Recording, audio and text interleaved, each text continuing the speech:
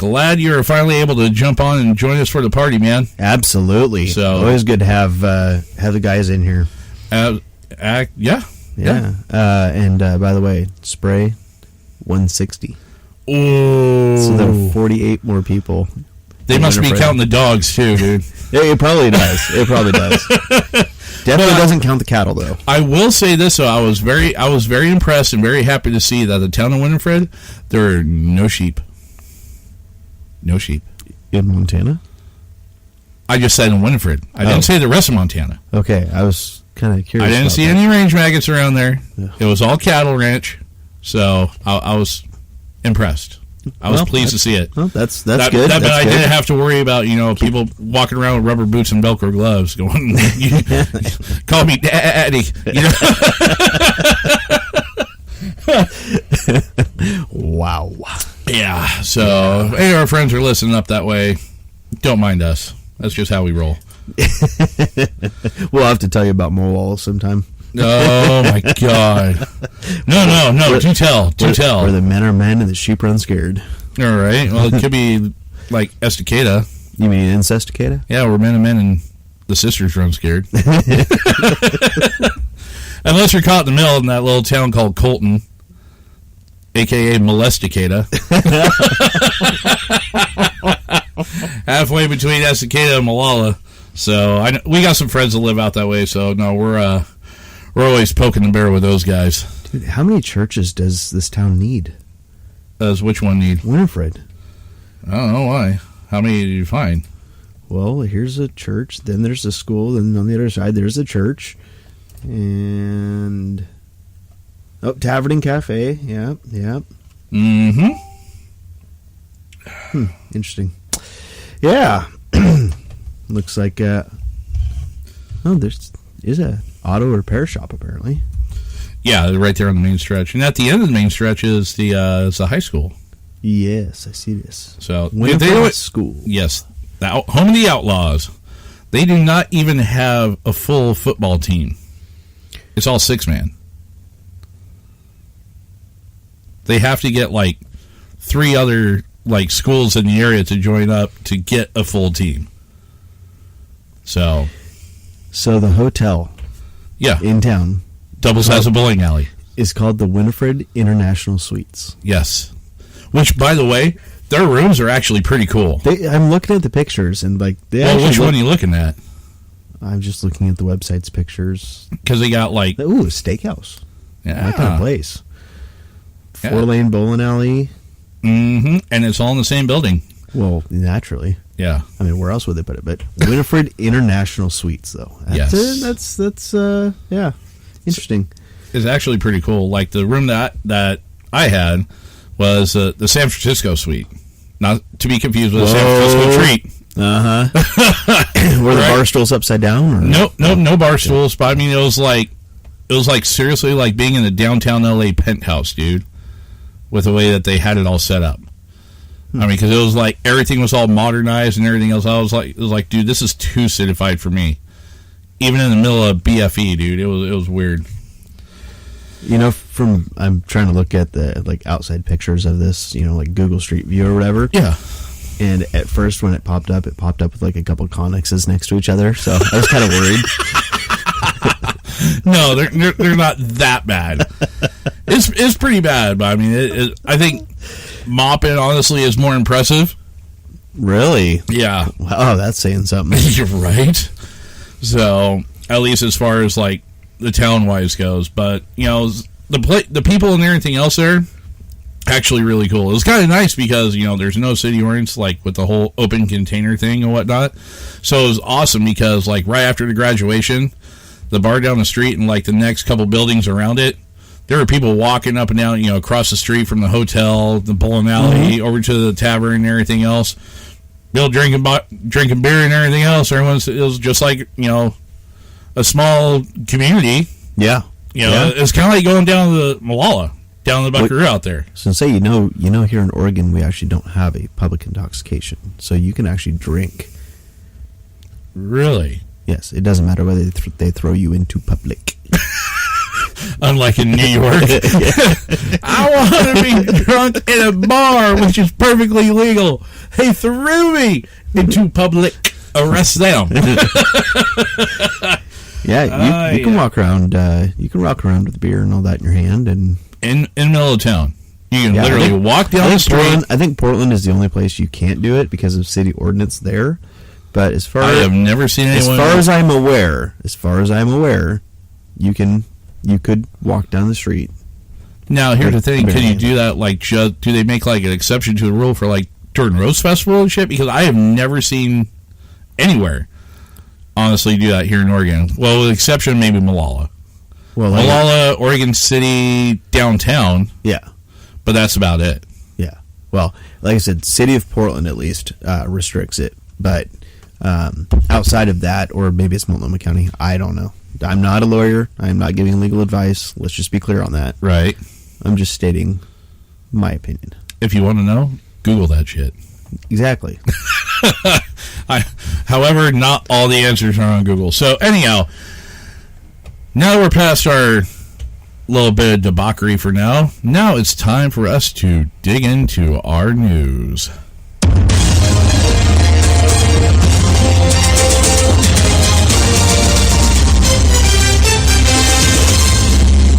All right, first up, coming up out of Virginia. So, what? Wrong story, bro. No. Oh, never mind. I went out of order. You went out of order. I did go out of order. My bad. So, this story comes to us courtesy of the Stars and Stripes. So, headline on this one is how a U.S. soldier's death in Afghanistan ended up in a German court 4 years later. This ought to be good. Kaiserslautern, Germany is where this one comes out of. The trial of a young Afghan refugee accused of killing a U.S. soldier in Afghanistan began quietly in Munich last month in a case that will set a precedent in Germany for judging a foreign combatant for alleged crimes in another country. Although prosecutors say it's the first time Germany has tried anyone for an alleged role in the death of a U.S. soldier abroad, the case against Abdul Moqaddis S? That guy. Yeah, that guy. I don't care if I kill his name or not. He's freaking Talibani. 20 has received little attention. The trial, expected to conclude in March, comes nearly 4 years after PFC Christian Jake Chandler was gunned down and killed while on a combat patrol in Afghanistan in the spring of 2014. Chandler himself was 20 years old at the time of his death. Abdul, whose full name has not been released in accordance with German law, also was 20 when he was arrested in Bavaria about a year ago. Abdul has been charged under German law with, quote, collaborated murder and, quote, attempted murder, among other crimes. The charges stem from a legal change that came after the 9/11 attacks, which allows German authorities to prosecute a foreign combatant.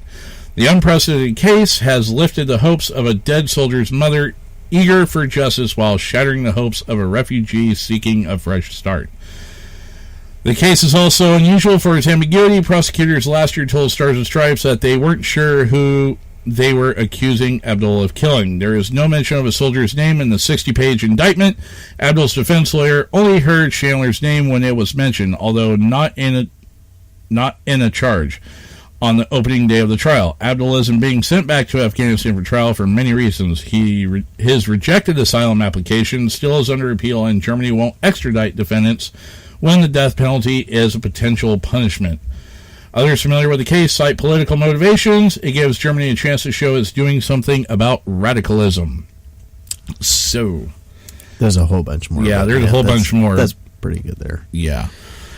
Yeah, so that's interesting. Germany, who, other than our status of forces agreement, doesn't really have a dog in the fight when they're talking about somebody who, the Afghan who has killed a U.S. soldier. Right. So that's interesting why they are the ones trying him. And okay, in this 60-page indictment, as they say, there's not even a name of who he allegedly had killed. So that's a little interesting to me. Like, if it was here in the U.S., there is no way that would be in trial. There is well, no, way that because would of be the fact that he was a prior enemy combatant, he wouldn't be sitting on trial in civilian court. He'd be sitting in Gitmo right now. But because of the fact that this guy, obviously, from his previous actions, allegedly,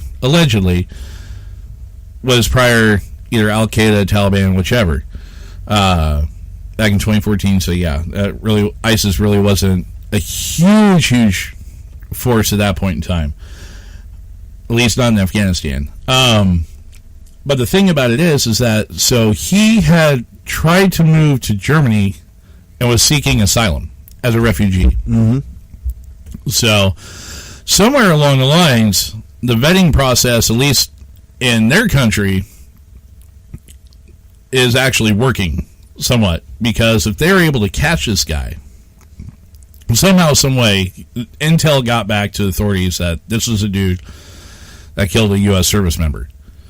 So, and the fact that he was trying to become, he was seeking refuge and asylum in Germany, guess what? You now are in their jurisdiction. Even though the crime wound up taking place in a foreign country, he's still an enemy combatant. And sure. Due to the fact that Germany is an ally of the United States, under the Status of Forces Agreement, that was where they were tagging him at. So with that, I think that's how they're able to ding him. And excuse the commotion, but hey, look at that. Carl has finally arrived in studio. Right? And he just has that look.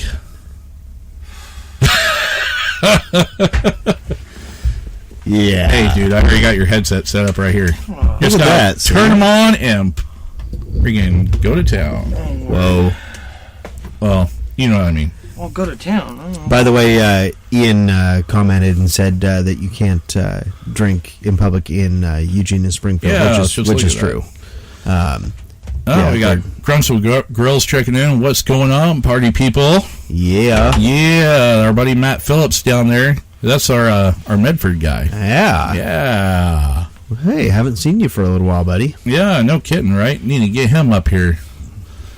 Freaking Hambone. So, but anyhow, so that's kind of the legal shenanigans taking place with that story. So, I mean, unless I'm wrong, unless there's someone else that knows a little bit more of the legal system, then, I'm not a lawyer or anything, but just from the way the story reads and from my interpretation of it, and from my understanding from actually spending time over there, active duty and shit, that's kind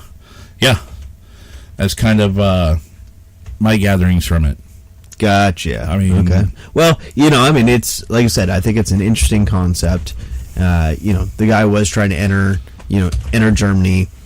Basically, they, had dirt on him, so they said, nope, hold on. Hold your horses there, buckwheat. Yeah, and got him. And then, locked him up, and this isn't one of those YouTube videos. No. So, this is one we're going to have to sit back and... I'm actually really interested in this story, man. So, I mean, what's the date on this story? I know it's within the last week. I know that. No, actually, it's about 2 weeks old now. Yeah. So, it was published the 27th. So, yeah, this is one I'm definitely going to be interested in following. Definitely going to follow up on this one. So, anyhow, moving on to our next story. This one has actually kind of caught a little bit of flack in the news. So, this one is Virginia. This one is Virginia. Is this about the father? Yes, it is. I don't understand how it could let him, catch flack. I mean, he did the crime, and now he has to do the time. Right. That's one way to look at it. So it's so nice to hear your voice, Carl. Yeah, I know. Thanks, is. That's guys, not pre-recorded. Explain what happened, Carl. Oh, my God, no. We'll get into that here in a minute. Yes. So, anyhow, Virginia father forces son to run to school for bullying. Yes. Maybe not so much the running part, but the fact that he followed him and walked him after being a bully, I mean, that's kind of sticking up for the kids he was bullying, right? Why not run him? I would. Running is exercise. Yep. I would do the very same thing. I would. Exactly. So, out of Roanoke, Virginia, a Virginia father's healthy parenting, quote-unquote, method for disciplining his son, who was kicked off the school bus for bullying, has gone viral. Hayden Thornhill, 10, was prohibited from riding the bus from riding the school bus for 3 days. Instead of giving his son a ride, Brian Thornhill, who doesn't tolerate bullying, forced the youngster to run to school instead, in the rain. Oh no,